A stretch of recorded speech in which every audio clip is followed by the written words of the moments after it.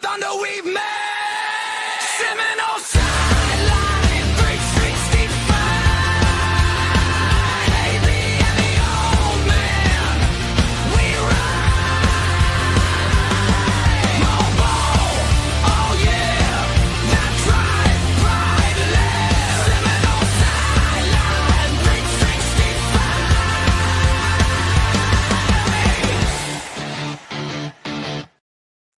Welcome back to Seminoles Sideline 365. It's me, KB, and the old man, and we got the latest on, I believe it's day 4 of the transfer portal.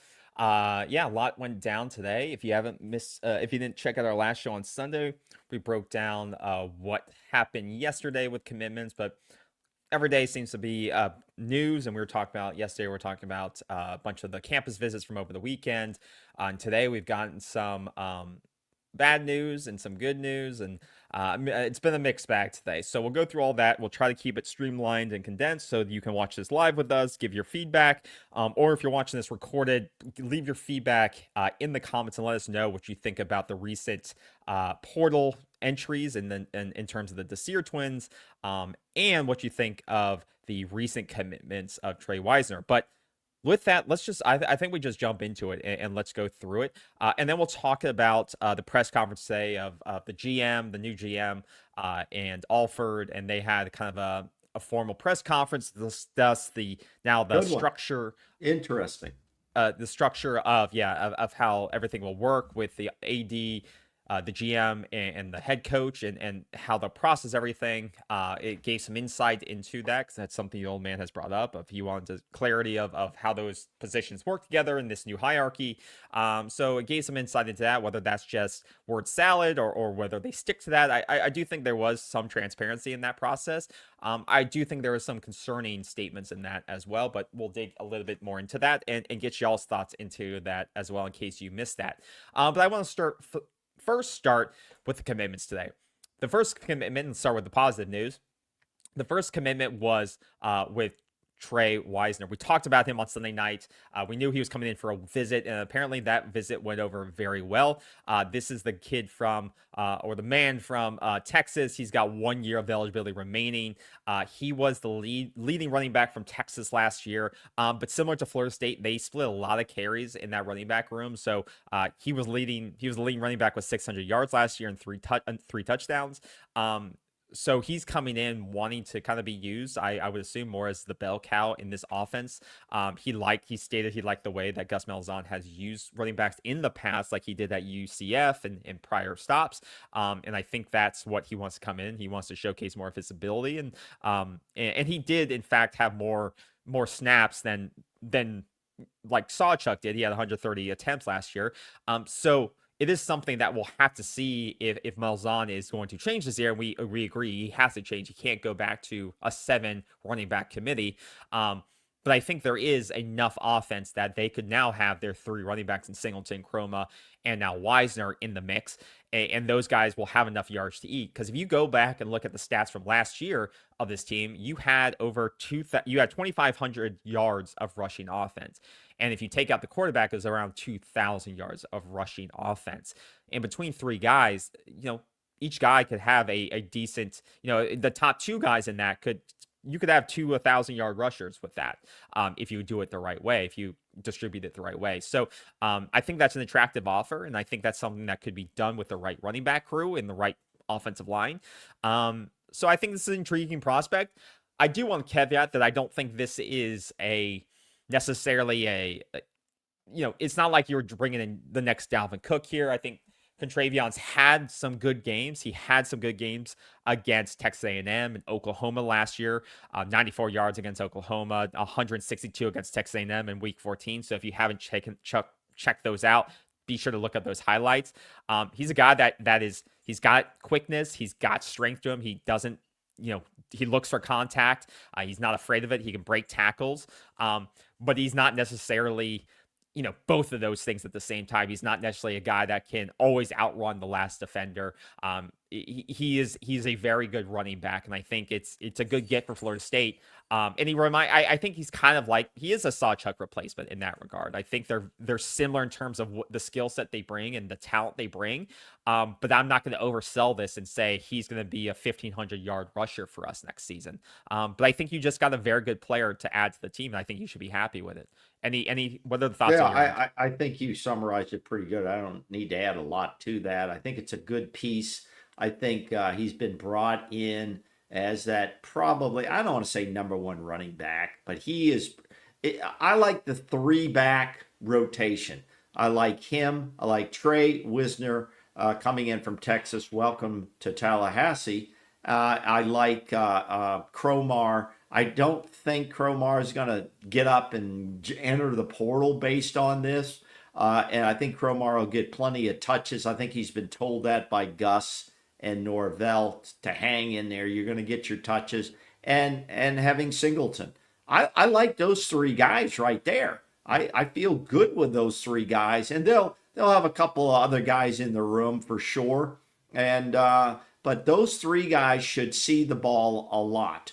We don't need 5 or 6 guys. We've already talked about that. We need 3 guys that are handling the ball. But you do have injuries. So, you need some backups ready to go just in case. So I like the commitment there. That's a good lockdown. He came in, he visited, and they locked him down. Absolutely. Good job. Yeah, good job. I think it's a very, very solid pickup for you and the guy that. And he's a proven productivity. Yes. Proven productivity. What I call that P times 2. Proven productivity. Yes, and he's shown it against some of the best teams last year in this year. Tremendous talent against these opponents. These are serious opponents. Yeah. You can show it in the tape, and I encourage you guys to go look at some of his highlights. Like I said, I don't think he's a generational talent, but I think he's a very, very good running back and someone you're lucky to sign going out for 5 and 7 seasons. And he's not going to be fazed by the talent. He's the talent of the opponents in the ACC. He's going to be very comfortable. The question is, and he committed without knowing who the 5 starters for the offensive line are. No, but what we talked about yesterday is that we know he had a running backs coach, and the running backs coach sold him and Gus Malzahn. But I think a lot of credit goes to Cam Martin on sealing this quickly. And that's your brand new coach. Good job, credit Cam. to him. Yeah. Credit to him on sealing this, closing this quickly, and not letting him go visit other places. And as I will talk about in a few minutes, and to Norvell and to John Garrett, the GM, for closing this quickly. Yeah. Well, because they had to sign off and they had to, work the numbers. So good job by all 3. Yeah. The other guy I want to mention quickly is they probably under the radar, of course, is you signed a long snapper, which is, you need to sign 2 more specialists. Important. Critical. It's important. And this kid is an All-American line snapper from the SCS, North Dakota State. So you signed him as well, and so you're also looking for a new punter because Mac recently just signed with Texas as well. So he entered the portal. He signed very quickly, so it seems like there may have been some communications there quickly of where he was going to go. But Mac entered the portal, immediately signed with Texas. So you got your long snapper, and this is an All-American kid, so you shouldn't have issues with snapping. So it's a good pickup there.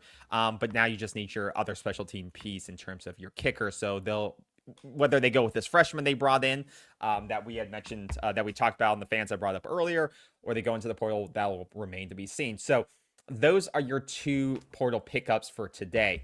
And I think they're good pickups. Yeah. It's a couple of early pieces, but they're good. They're good pieces to put on your board. Yeah, and both those guys have 1 year of eligibility left.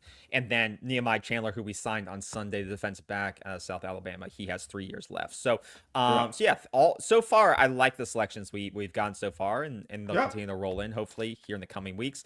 Just to mention a couple of guys who have left and that are definitely not coming back. Kai Bates has signed with Wisconsin, so he is definitely not coming back. He is committed to them, and he'll look to go get some playing time. And Wisconsin has signed a a bunch of good recruits so far, so they've invested some money and they're looking to rebuild that program under Fickle. So yeah, they're committed to getting some guys, and they got their guy there.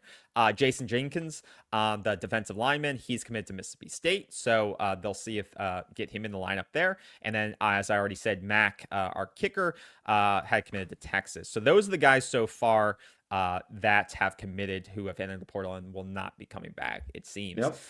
Now, in terms of people who, it's been a busy day on people who have entered the portal on Florida State's roster, which is a little surprising because it is later. It's day 4, and you would think there wouldn't be a lot more traffic of people jumping in. But this indicates to me if negotiations may have not gone well in retainment, and they couldn't come to terms. And now phase 2 is jumping in and putting further leverage on Florida State to meet the offer or see what the market says on their market value. So the first guy that jumped in was, and it was kind of the breaking news of the day, was Amari Williams jumped into the portal. And this one got fans, on edge, and you expected this guy to come back. I think of the guys who jumped in today, this one hurts the least because Amari Williams is a potential, an upside retention play. We haven't seen his, this is the guy you signed, and you battled to sign this kid. You got him on campus. He reclassified a year early. He was a 4-star prospect out of high school, one of your, Mike Norvell's top-rated picks at, coming in as a tight end. And then he played a couple times his freshman year. I think he got a touchdown his true freshman year. Then he flipped an edge, and he had some shiny moments, but didn't play a whole ton.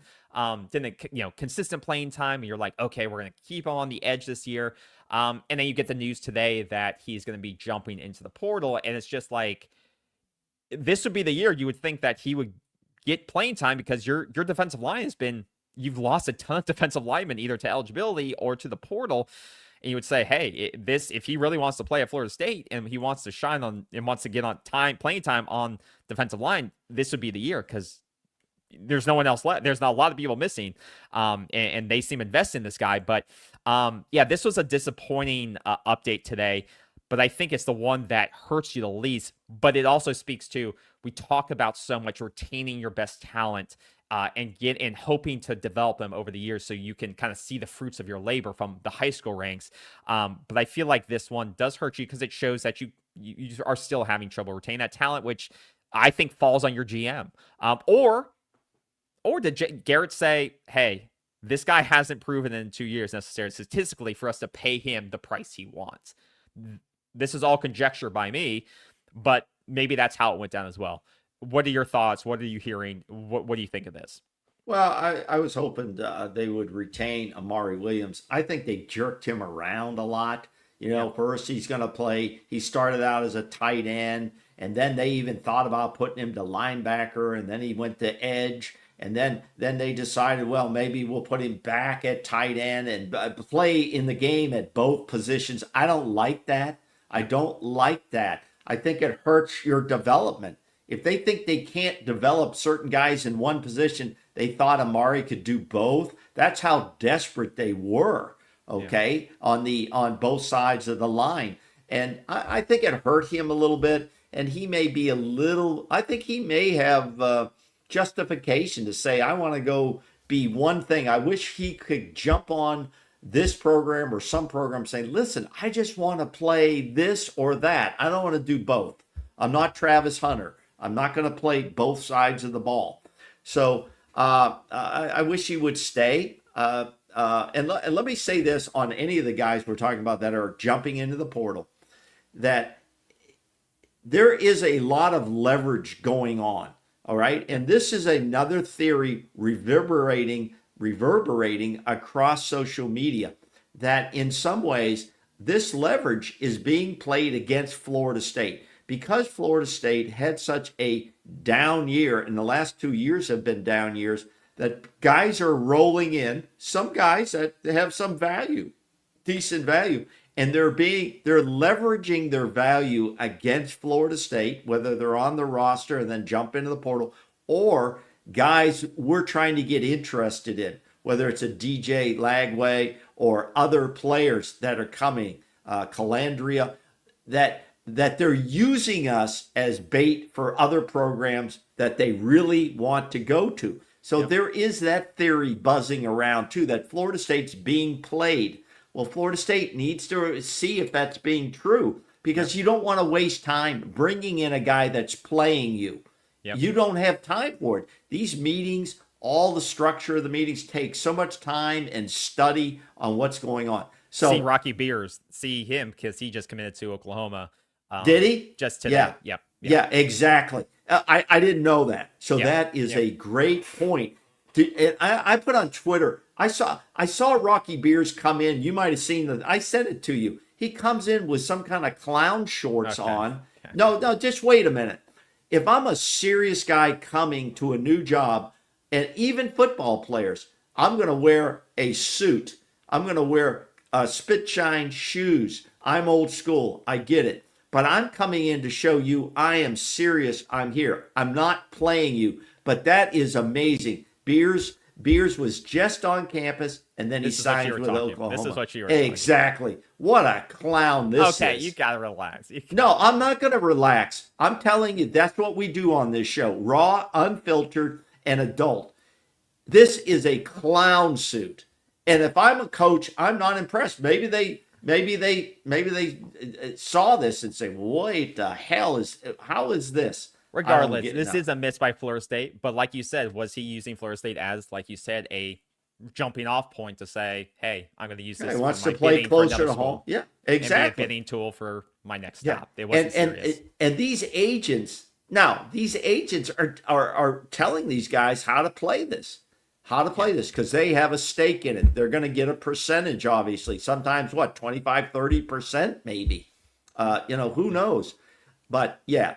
So that's All right, what back I'm to saying. Amari, though. Back to Amari, though. Just I hate to close the loop lose there. Amari. We'll see. We'll see what happens to Amari. But he's a guy that I think he's going to get some looks. I don't know how much money his value is at this point. That could I be think where that's he's disappointed. I think that's the biggest point, is that I would love to have him back, but I don't think you're in the position. I keep saying this, but you can't overpay for a guy like that because there isn't production there. And you have too many slots to fill. And you need to fill it with production, and you would love to keep him. He's been in the system 2 years. I think he has a lot of upside, but if his number's too high, I'd rather fill it with a guy with some production, even if it's at a lower level, just because you need proven guys. And if he's asking too much, he's asking too much. And good, if he can get it somewhere else, you got to let him go at this point. We're not in the favorable position. We're only filling 10 spots. We're filling 20 plus spots, 30. And that's where we're in a terrible position. And people have the cards against us, and that's what it is right now. So it sucks. But it's the reality, and we got to. I think we mismanaged Amari. He may be a little disillusioned. I agree.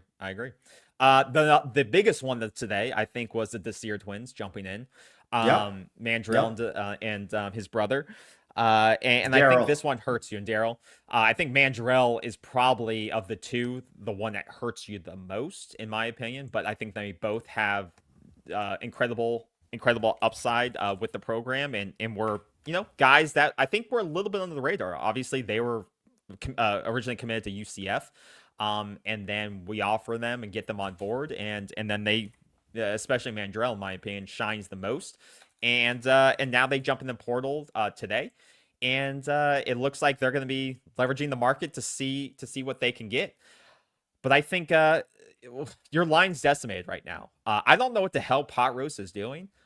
He's tweeting at fans. Apparently, he got in a fight with a fan and told him to show up to the facility. This guy needs to get his shit in order. He said that? Where? Yes, he got on Was Twitter. that in an article? Yeah, On Twitter? That was on Twitter.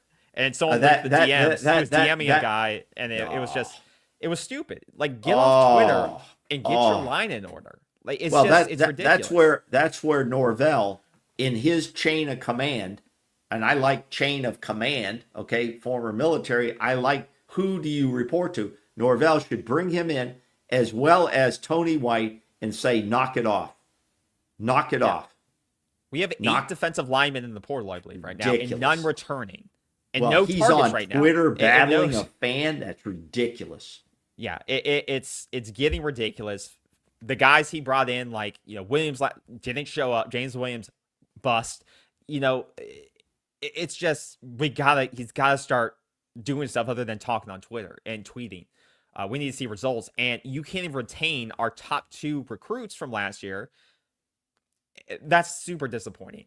And I don't think this is a done deal. I don't think it's done that they're going to be leaving. I think they have incredible leverage on this team, obviously, especially Mandrell. And I think they're a package deal. I don't think you're going to keep one without the other, obviously.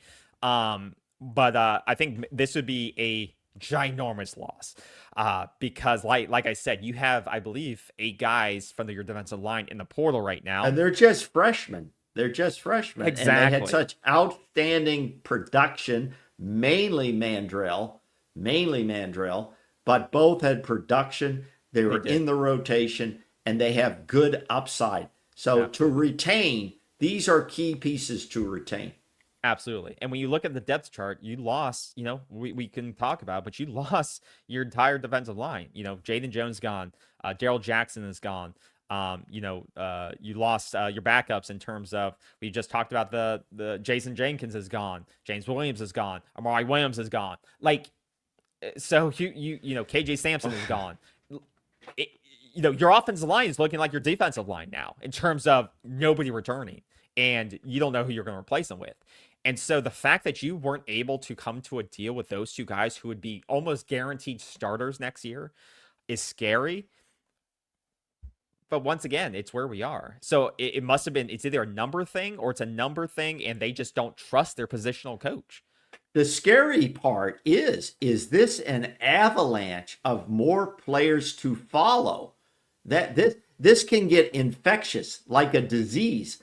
It can get infectious. I'm not saying it is, but it could be. Could it open floodgates? We have no idea what's going on between the walls there at Doak Campbell Stadium. I hope it isn't. I hope I'm totally wrong. But, are we going to see others? Are we going to see, because they signed Trey Wisner as a running back, are we going to see Komar Singleton go in now? People, these are young men who, whose egos can get hurt and lose confidence very quickly. And then their reps can be, we don't know anything about their reps. Are they emotional types, or are they, better business people? We don't know. Well, talking about infectious and people seeing another guy, you also had one of your starting linebackers jump in the portal today, and Justin Cryer. So that's 2 linebackers you've lost to the portal so far, in Nomar Graham and Justin Cryer. So now you're down 2 of your essentially, your rotational or starting linebackers, 2 of your top 3. Elijah Herring's exhausted his eligibility. Stephon Thompson exhausted his. Graham's he's gone here. Graham's out. Omar Graham. So you're down to Blake Nicholson and It's AJ unbelievable. Cottrell. Yeah. And you're kind of screwed. And they have a freshman linebacker coming in, but he hasn't played a snap at this level. And they like him, but like you said, he's unproven. They like his what upside. An opportunity for him, though. Exactly. And maybe that's what they were selling to him. Like, we do need linebacker, right? Like, our linebacking crew isn't elite. We know that. But you're in a really bad position in a lot of groups. Now defensive line, now especially linebacker, if you weren't already in a good position, you're down just depth at this point. You're going to be starting AJ Cottrell, who was a walk-on, right? You're in trouble right now. Things are on fire, and the fire's spreading. They are. And you got to figure out ways to stop the fire from spreading. You got to run every fire truck you got from every district to make sure this fire doesn't spread. Yeah. Okay. And I'm not here talking like this kid was an all-star, but no, it's easier to retain than replace. And I don't think Justin Cryer is going to go out and be the next starting linebacker for Ohio State. No, that's not going to happen. But who are we going? I don't know if replacing him was on the radar. So you not only have to replace him, but you have to go find probably 2 or 3 other linebackers too, because you need quality depth or rotational depth. And we're in a really, now your board gets even bigger, and now you guys go scheduling more visits. And now the budget gets harder, because you have to say, okay, we have to allocate this money for a starter and this money for a backup. And it blows up your board essentially for that positional group. So yeah, things are getting rough right now. You sound like Norvell there for a minute, as he did at the press conference. It was like this long pause as you're thinking for the right words. I bet Garrett is probably like, if I'm him, I'm like looking at the board up there. I'm probably like, oh my God, like what did I walk into here? And Well, the pressure, let me tell you where the pressure is before we get to my impressions of the press conference. The pressure has shifted now very quickly to the position coaches.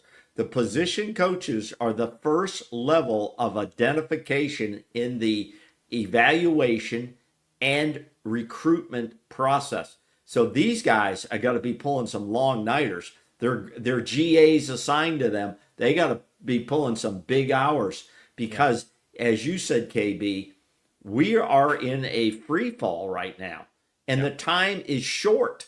Yeah. There is a very short deadline to this thing. What we got? I don't know. Not many days left, to the 16th. Yeah, you know. You got 11 days. Let's say 11 days. Yeah, 10 to 11 days to get people on your roster. Now that means you could still sign people. You can still sign people after the date, right? Yeah. But you could still go after people, but you're not going to get the bright shining stars, so to speak. Yeah. I mean, most guys aren't going to, the top guys, like you said, aren't going to wait more than a week. Florida State isn't going to get most of the top guys, and that's the truth. We all know that. Just you can't win those bidding wars, and you're a 5-7 program who hasn't shown a history of development in the last 3 or 4, over Mike Norvell's tenure. So you're going to have to be smart about who you go after, and they are. You're seeing the types of conference guys, lower conference guys they're targeting with high production, which I think is smart. That's the strategy they have to do right now. But I think priority number one right now is you got to retain the Desir Twins. I don't know whose job that's going to be. Priority number one is you got to get a quarterback. Okay, the quarterback position is a higher priority even over the Desir Twins. Okay, but these are all quality retention pieces that I'm sure that we're not going to just let the Desir Twins walk away. Okay, I'm sure any negotiation. You already let them walk into the portal. It appears. I'm not going to blame FSU because they went into the portal. I'm sure they've sat with the Desir Twins, asked them if you're doing a proper interview, and I'd love to come in there and interview some of these guys, and just you've got to ask them, what are they looking for? Are they happy here? And what is it that makes them want to even think about the portal? And most of the time, it's probably coming down to future success, future development, and money. Okay, money is always going to be in there. And this is the frustrating piece for talk radio, talk shows, whatever, is we have no transparency in terms of the money piece. We don't know what's going on with the money piece, and the fans get frustrated with that. And so there's a lot of moving pieces. And we don't know the leverage factor that each player on each roster is trying to play against their team to see how much more money they can get. That's normal part of business. And the big thing is, and what you're seeing in a lot of these posts from guys at the media sites, is that they're tagging the agencies. And you know what? The LAA agency was probably like, hey guys, you don't actually have to go in the portal. You just have to say you're planning on doing it. They, as he says in this post here, not he does all the media for portal and recruiting for rivals, but he even puts plans to enter the transfer. Well, there we just go. That word from their agency, tells that this pushes their number up by 500,000. Of course, and that's it. Because if you go to the Florida State website, they're still on the roster on the website. Right. As Champs says, and thanks, Champs, all you guys out there, we appreciate you. We appreciate the information you bring to the program. We expect you to bring information to the program. We're in this together, okay? Champs said the Twins and Amari Williams are still not in the portal. They're still on the roster. And we use that roster on Seminoles.com for coaches and staff and players that is the official listing. Okay, and that's what we're going to hold Florida State to and hold them accountable to. But you're right, KB. I mean, it is a leverage game. I understand it. You understand that. I hope most fans will understand that. And it is a lot about money. Money's not the only issue for people, but especially if if the you're Sear twins don't think Hambone, especially you if know, you perform. If you're a performing athlete like that oh, Mandrell was, right. you should leverage. You should leverage. I mean, it's in your, you have, Absolutely. He if had you're- like 6 sacks as a freshman. he was All-American. Yeah. He was freshman All-American, right? Yeah. For ACC. I mean, No, first yeah. team- No, I think it was honorable mention. Honorable mention Was- ACC freshman. He was. I thought he was. You know. whatever. Somebody can look it up out He there. was, Someone can look it up out But there. he was one of the best defensive linemen they've had. Listen, in a there's while. no doubt. He Yeah. was one of our best. Mandrell Desir was one of our best and most productive defensive linemen. All right, and that's Pot Roast, who should get off Twitter and stay with his guys and figure out what does he want, what is he really looking for. We don't know if there's relationship issues here. We don't know. Yeah, maybe not. Hope not. But we got a lot of work to do on the interior line, defense and offensive lines. A lot of work. One thing I also want to mention is that Randy Pittman, we talked about, we're looking at tight end targets to replace him, stuff like that.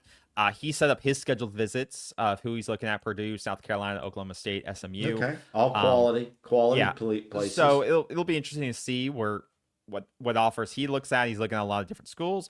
Now that you've lost Allen Rocky Beers, obviously they had the other tight end we talked about yesterday, and so I think that becomes their number one target. I think Randy Pittman's out of play for Florida State now. I don't think they're looking to further retain him, but you never know. Depending on how those visits go, anything could happen. Also, they had Ashton Daniels on campus, the other quarterback that they're looking at, aside from DJ Lagway. He arrived today.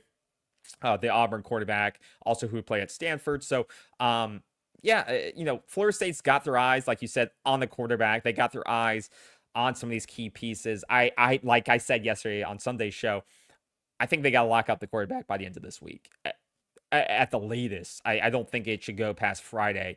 I think that is probably their goal internally. I think Lagway's taking a visit to Virginia this week. I don't know if that's a smart move. Calandria, I think, was taking a couple of other visits and stuff like that. I don't think he's serious about it. I think he's doing what you're doing, trying to leapfrog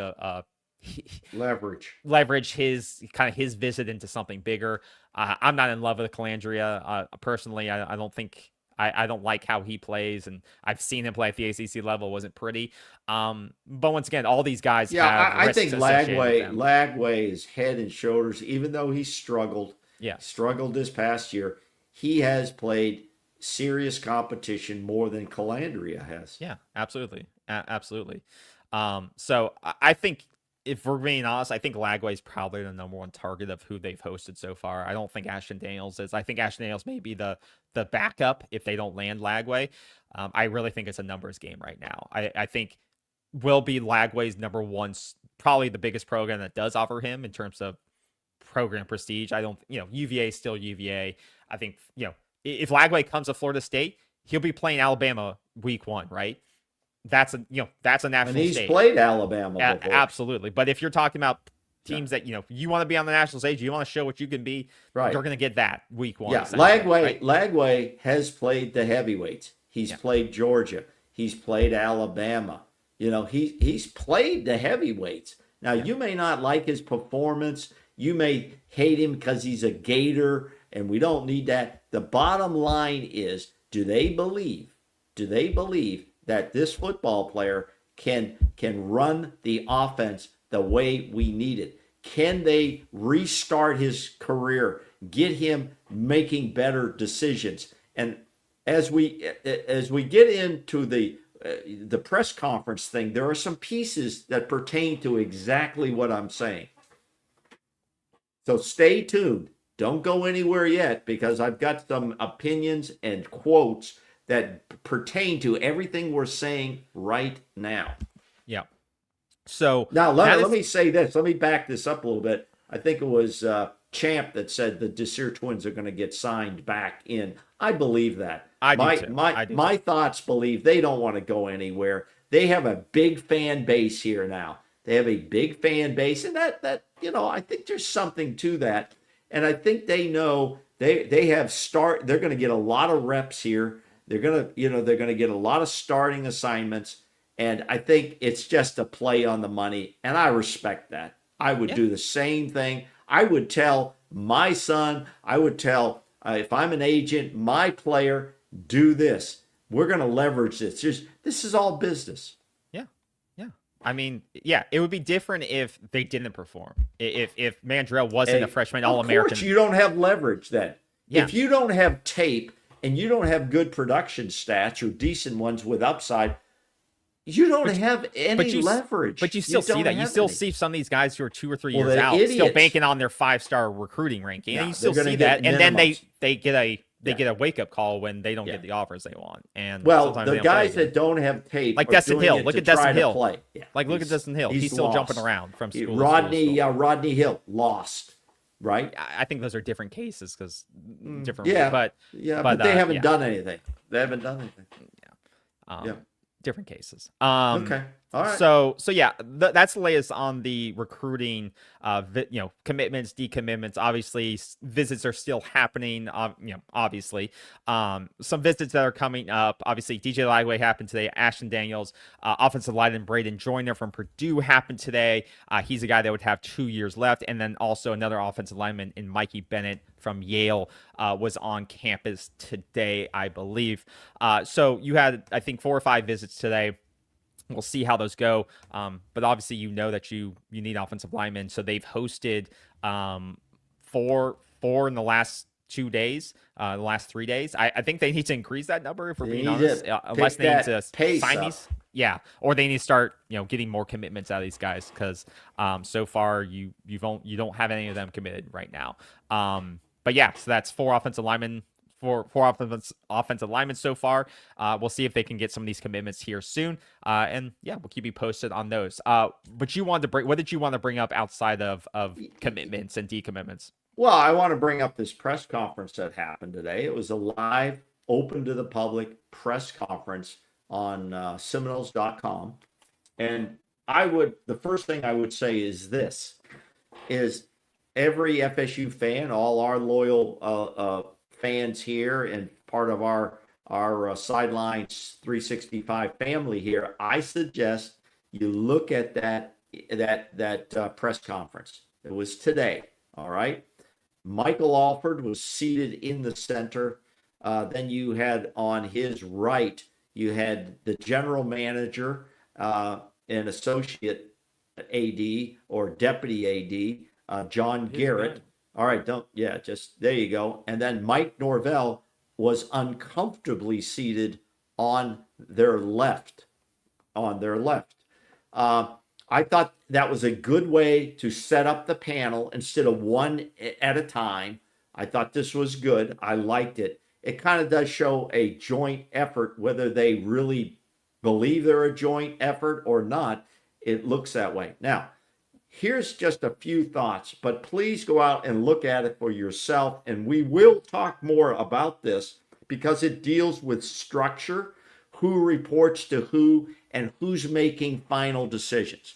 So first off, my first quote that I wrote down, and I have little notes here, this was said, and this was by John Garrett, your general manager. Everyone is in the portal, whether they are or not. Now, this is very interesting. Across 100, what do we have, 136 D1 now? Is it, I don't know if it's over 4,000 players are in the portal right now. Okay, 4,000 players. But John Garrett goes beyond the 4,000 players. He's saying basically guys that aren't in the portal on every roster almost the whole year, you have to evaluate their play. That's how extensive your research must be. Because whether they're in the portal or not, they're in the portal because they're all free agents.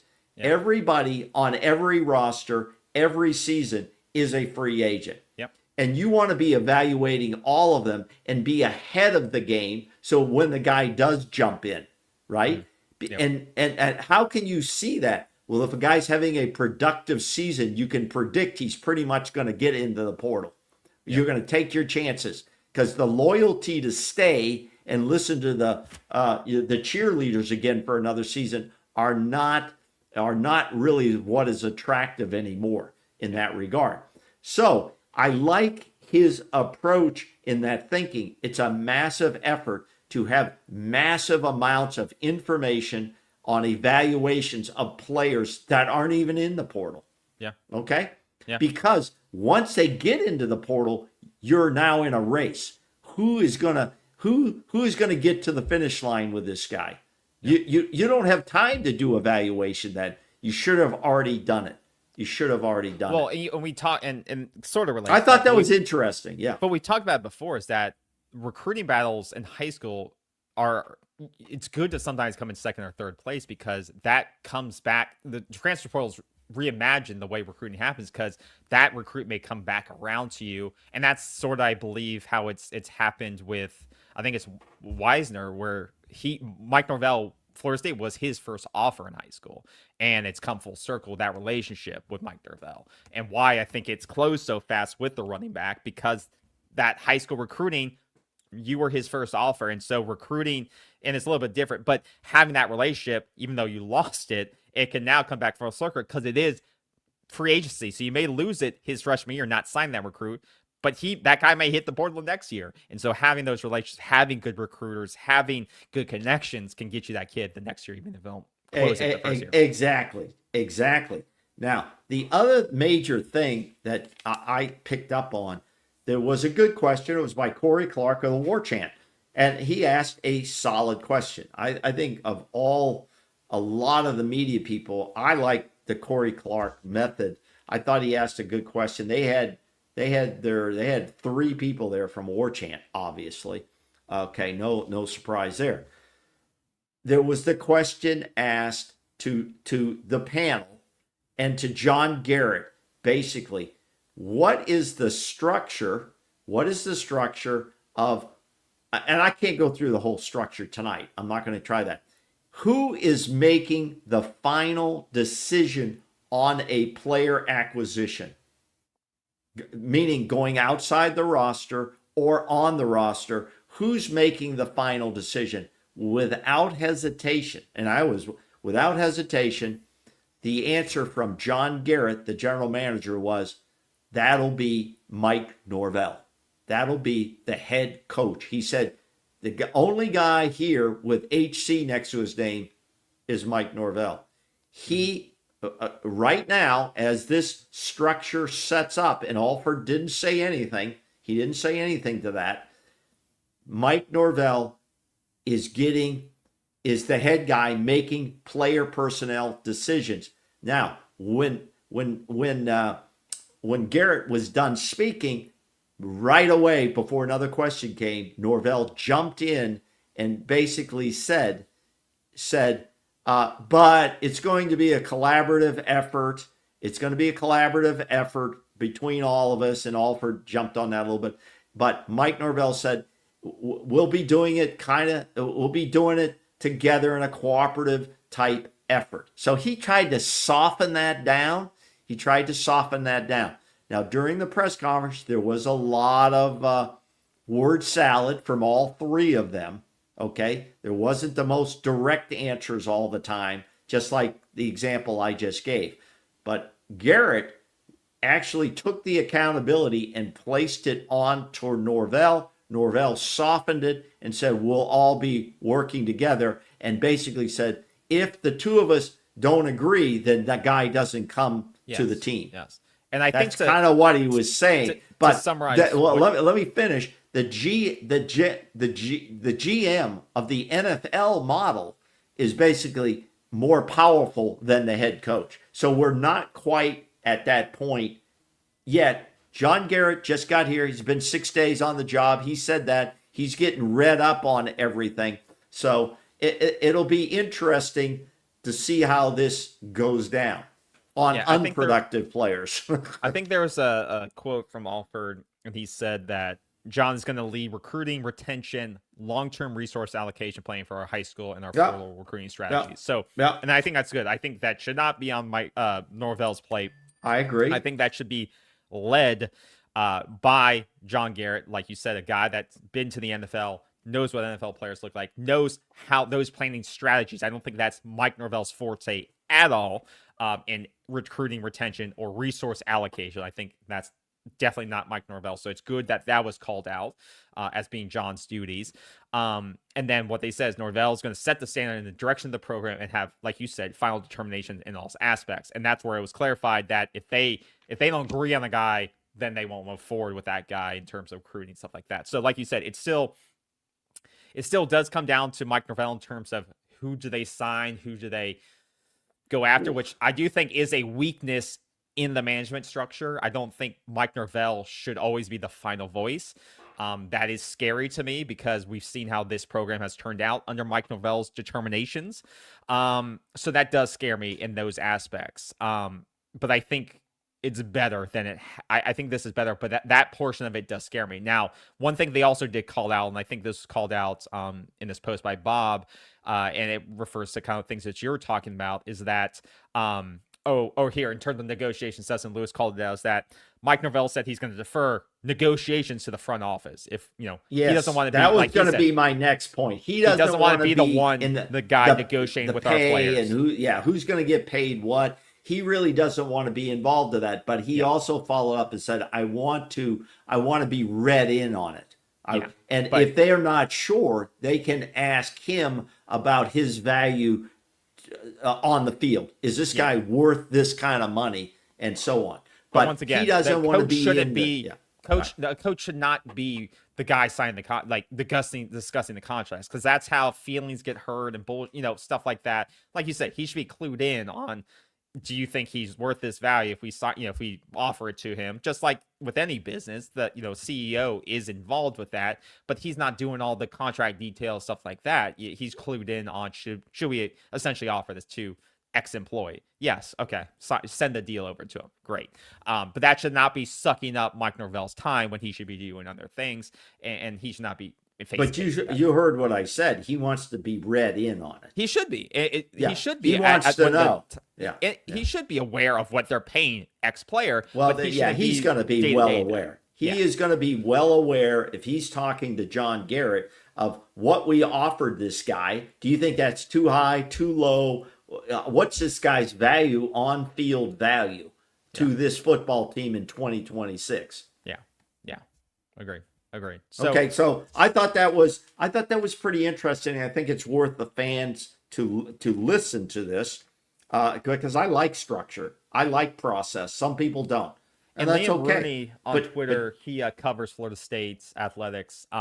He's beat reporter for TD Online. He actually summarized the new Florida State operations model. So if you can go ahead and follow him, he broke it down. Of how everything's going to look. So if you're interested on seeing that new structure, where they'll have the division of on-field coaching responsibilities, off-field, and because remember, they're still bringing in they brought in the deputy AD and GM to help Garrett with some of these responsibilities, but those people are going to do high school recruiting strategy, portal acquisition, scholarship allocation, and long-term planning, and that'll be with the GM and a deputy AD GM to do those things alongside Norvell. The critical part in this is that how alongside Norvell is the coach going to be. They got to make sure that Norvell is clued in, but he is not Velcroed to them. I think that's where the deputy AD is going to be. Has to make sure that there's some space maintained. They say, Coach, do your job on the field, and we'll do our job in the office to make sure you're set up for success.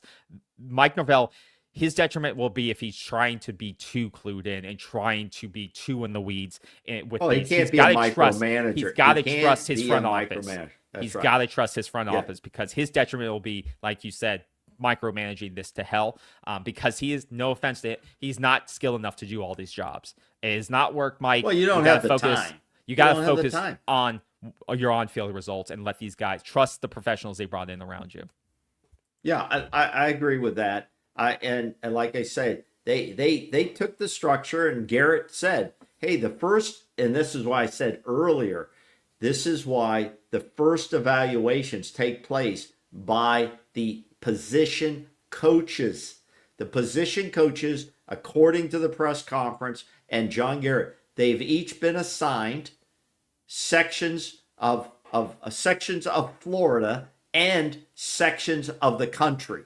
Okay. To recruit from, to evaluate and to recruit. and they're going to get reviewed on this material on this as well. So when you're talking about pot roast has a certain area, and he is expected to bring in people. Now, what happens when you're not a great recruiter? What do you think happens? You still bring in people. You're going to bring in the wrong people. There's just the wrong people. Alex Atkins, period. Yeah. Okay. You either bring in people and they're the wrong evaluations, or you overpay them with the wrong evaluations on how much they're worth. You start selling to your coach and to your general manager how good this guy is. And when they start looking at it, they're going, well, I don't know. What about this? What about that? You better be able to answer the questions at a briefing like that, because they're there to really scrutinize what you're bringing in. And that happens at the NFL level. They have scouts all over the country. They watch players in their areas that they've been assigned. And when they go in to sell a guy, because that's their job, to find out the best players out there and to sell a guy, you want this guy drafted in the first round, second round, whatever. And if you can't make your case, it looks bad after a while. Yeah. And so a good system is going to strictly evaluate those coaches on that matter. Now, they said once those coaches make an evaluation on all the tape and they send forth their report, then it gets into the next level, and that's that goes into to Garrett, right? Yep. And to his assistant, who's that? Taylor Edwards. Mm-hmm. Taylor Edwards is going to handle a lot of the money piece. The guy who came from Miami, he's going to handle a lot of the money piece, where the GM is going to be more on the recruiting side. But in the end, it'll be Taylor Edwards and Garrett really scrutinizing the deal with the agents and stuff like that. And Norvell will get read in, but he's going to be on the side. But sure, Mike Norvell has still a lot of power in this program to make decisions on who plays football on Saturdays. And sometimes Fridays, and sometimes maybe Thursday night. Who knows? And if I'm John Garrett, just to wrap this segment up, with the Desir Twins, if I'm John Garrett, what I would do if they're leveraging us for money and we see them as a building block for this program, I'm doing whatever it takes. If they want a lot of money, I give them a lot of money, but it's for 2 years. And I'm locking those kids in for 2 years. And the out is, if Mike Norvell gets fired, you're free. You're free after that year. But we want to lock you in for, if you want $800,000 or $1 million per year, great. It's going to be a 2-year contract. You'll be here $1 million per year, but we want to lock you as a building block piece for us for 2 years. You're locked in for that. There's a penalty if you leave. You got to pay back $2 million. That's it. But we want to keep you here for 2 years as a building block for this program and set a standard that we're going to retain who we think is our best players on this team. And that's how we're going to start structuring our keystone deals. Not every deal is going to be like that, but the guys we believe in that we recruit and develop, we're going to give them our top deals. And maybe that's the new high school strategy. But that's how I would love to see this, because if you don't do that and Mike Norvell is back for another year, you're going to see the same shit happen next year. They're going to jump back in the portal, do it again, leverage you again, and the price keeps going up. I think you got to find a way to lock more players or key players into longer term deals, especially those that come out of high school, because they have more eligibility. And that was left. Talked about. That was kind of talked about, that you can do 2-year deals to help keep somebody locked in. Now, there's always, and John Garrett, I thought was very smart, and I've been talking about this as well. You can write individual contracts. It's not just one contract that covers everybody. Yeah. It can be incentive laden. It could be 1 year. It could be 2 years. There could be buyouts in there. Whatever you want to do, it can be structured. So of course. There's a lot of work now. There's a lot of work, and John Garrett said that. This is different than the NFL. The NFL is different because they do a draft. We have to go out in college, he said. We have to find the talent. We have to acquire the talent. We have to build relationships with parents and agents, and then we got to negotiate all this. It's a different type of structure. I kind of liked what he said. He's got his hands full. But the first thing is they must get that chain of command, who's making what decisions and who's accountable from the lowest level all the way up to the top. Very important. Absolutely. Very important. So yeah, I think that wraps up that piece. The last thing I wanted to mention is that obviously one of the top quarterbacks is off the market, and I think obviously he wasn't going to come to Florida State, but it kind of is setting a new record, I think, for the quarterback and portal market, in that Braden Sorsby from Cincinnati is reportedly going to be Texas Tech's new quarterback, after they just got stomped in the playoffs. But he's going to be going to Texas Tech for essentially, it looks like, or to be $5 million, which would be more than Shedeur Sanders made in his rookie contract, in his 4-year NFL rookie contract this year. But this is why, if he actually does get that $5 million, which Texas Tech did pay a lot of money for their roster this year, which is why they're relevant. It's insane. This kid, no offense to him, he's not worth $5 million. He's not better than, Miami's quarterback. He's not better than Julian Sain at Ohio State. This kid is playing not great competition at Cincinnati, but good for him, because in Texas Tech in the Big 12, you're not playing great competition either. So he'll probably eat up the Big 12, similarly as to what he was doing at Cincinnati, because he's not really moving that much in terms of competition, right? If you look at his game against Nebraska, which they lost, it's not good. No, that's what I'm saying. His numbers. 13 and 25 for 69 yards and on the interception. Like, I don't. This isn't a, 11 to 33 against Utah. 11 to 33, 1 touchdown, 1 interception. I don't see this. I think the notable thing on him is that he hasn't won a game in November in 2 years. I don't see it. I don't see $5 million for it. But for Texas Tech in their conference, you can go 12-0 with a quarterback like this. You couldn't go 12-0 in the SEC with a quarterback like this. That's the difference. Here's what we know, KB. We know that there's a lot of money at Texas Tech. Okay, They got a billionaire backer. And obviously, he's throwing a lot of money at this thing. Yep. I'm sick of saying it, but I'm sick of saying it. We don't know the truth in these numbers. There was media people today that were throwing it around at $6 to $7 million. I don't believe it. I'm not sure I believe $5 million, to be honest. And I don't believe it's just bags of cash. I think it could be incentives. I think it could be a deal worth up to. You always hear those words. If he plays 90% of the snaps, or if he gets so many quarterback rating, scores so many touchdowns, they win so many games. That is the type of contracts that need to come with these players, with these young men.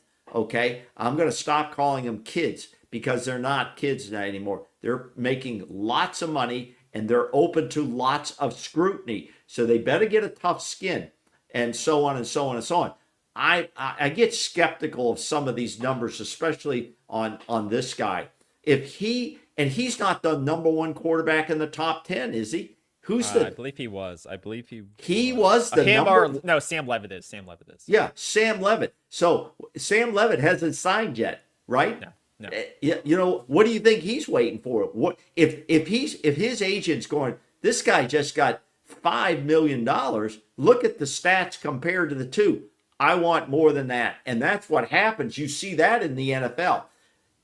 They always want to be the highest paid guy, quarterback, now coming out of the portal. And it just drives the numbers through the roof. Yeah. It drives the numbers through the roof. Yeah. Like you said, I think you said it well. And if they say a higher number, it could attract more players to look at. Why the hell? Tech, obviously, because they can say, oh, if he got that number, let me go check out Texas Tech. And like you said, they can then build an incentive-laden contract to those guys. But we know Texas Tech is throwing around money, because kids aren't just starting to go there all of a sudden. Because they weren't great until this past year. We should be tracking. Maybe one of our loyal listeners out there is just tracking this Sam Levitt. Where the hell is he going to go? Is he taking any visits? Yes, Does he have a do not contact on there or something? He's been taking visits. I believe. I think he was looking at LSU. I believe probably. Yeah, he's taking a look at LSU. Miami may be in play here. He was I also, I bet you Miami is definitely in play because he who on was that supposed to board? look at, he was supposed to go to Texas Tech until they committed to their quarterback here, like we just discussed. I bet Miami will be in play. But yeah, I would expect Miami to be in play, but we'll see. But like you said, he does have a do not contact tag attached, I believe. So that makes it Oh, he interesting as well. does? I believe Okay. so. Yeah. Yeah. Okay. Alright. But I would say LSU's probably in prime position with Lane Kiffin. And I believe the Ohio State, the Ole Miss quarterback, I believe his waiver did get Chambliss's. I believe his waiver did get approved, and I think he's going back to Ohio State or going back to Ole Miss. You think it got approved? I thought it was He posted today a Really? statement. He posted a statement just an hour ago. He's incredibly grateful for this decision, excited to continue to work alongside. Wow. So that makes me, it seemed like that it did get approved and that he's going to be coming back. Did he say coming back to where? Because Ole Miss, too. obviously Lane Kiffin was next year? Yeah, entire Ole was Miss staff interested in him at LSU. Well, I think that's why he's going to be looking at maybe Sam Levitt now, because man. he's coming back to Ole Wow. Miss. Wow. So it sounds like he may have gotten that waiver approved, and he's going to be coming back to Ole Miss Wow. next year, which is huge for them and huge for their staff and their rebuild or their reloading for next year. So huge win for them, and getting that extra year for him, and good for him. There's been some rumors too about what is Ty Simpson going to do. Is he going to stay at Alabama? One of the Yes. viewers here is saying Miami. He's gonna go into the portal, talk to Miami or something. I don't believe that yet. We haven't seen anything on that. We're not here to speculate too much. We're here to give opinion, and we're here to try to give facts as we know them. Here's a comment about Deuce Knight. I haven't seen where Deuce Knight is going to talk to people at this point. Florida State hasn't invited him. He's formally entered the portal now, and so. Oh, okay. All right. As about an hour ago, they confirmed it. So it'll be interesting to see where he visits. Apparently, some SEC schools are interested in him. But we'll see where he lands. That could be. Wow. I mean, I think he'll be highly sought after. Once again, there isn't production there yet, but there's very, very high upside there. So it'll be interesting. Okay. But yeah, a lot of the track, obviously, we'll keep you guys informed of what's breaking. Hopefully it's positive news, more positive news tomorrow for Florida State, and hopefully we'll get some more commitments. And yeah, I think the biggest commitment that we'll be looking and tracking is Jarvis Lee. That was the DB that came in yesterday, I believe it was, the DB. So from USF. So we'll keep you posted, hopefully, of what we see there. And we'll make sure to hit that bell, hit the like button, so you get notified when we go live with whether it's a live reaction on a certain commitment, a quarterback commitment or something like that, or if we just do one of these analysis shows on the day's news and stuff like that. But we appreciate y'all's comments. We appreciate you guys dropping by. We know you guys are busy. Hey, and the other thing, just to add, KB, is I tell you what, we're going to be adding shows as we see fit. If we think there's enough information to bring you guys in, because we value and respect your time too, and then so hit that bell, please sub and hit that bell if you like being part of our family here, and that way you'll know. And we could jump on for a flash, we could jump on for an hour show. We thought we'd go 45 minutes. Here we are over an hour, but we're interested just like you are. And we appreciate you guys weighing in with information you see as well. Absolutely. And yeah, if we say something wrong, you disagree, let us know in the comments. And even if you're watching this not live, let us know in the comments if you disagree with something, agree with something, or if you're hearing something differently than what we said. So we are definitely not breaking news. We're just kind of analyzing, reacting to it. Yeah, we exactly, react exactly. to it. That's right. But yeah, we appreciate you guys. Have a great rest of your evening. Have a great rest of your week, and we'll see you on the next show. As always, go Noles. Go Noles. Take care, Go everyone. Noles. See you soon. Seminoles Sideline 365. Feel the roar, we're coming alive. Garnet and gold in the battle we thrive. This is our house where legends arrive. Every yard we take.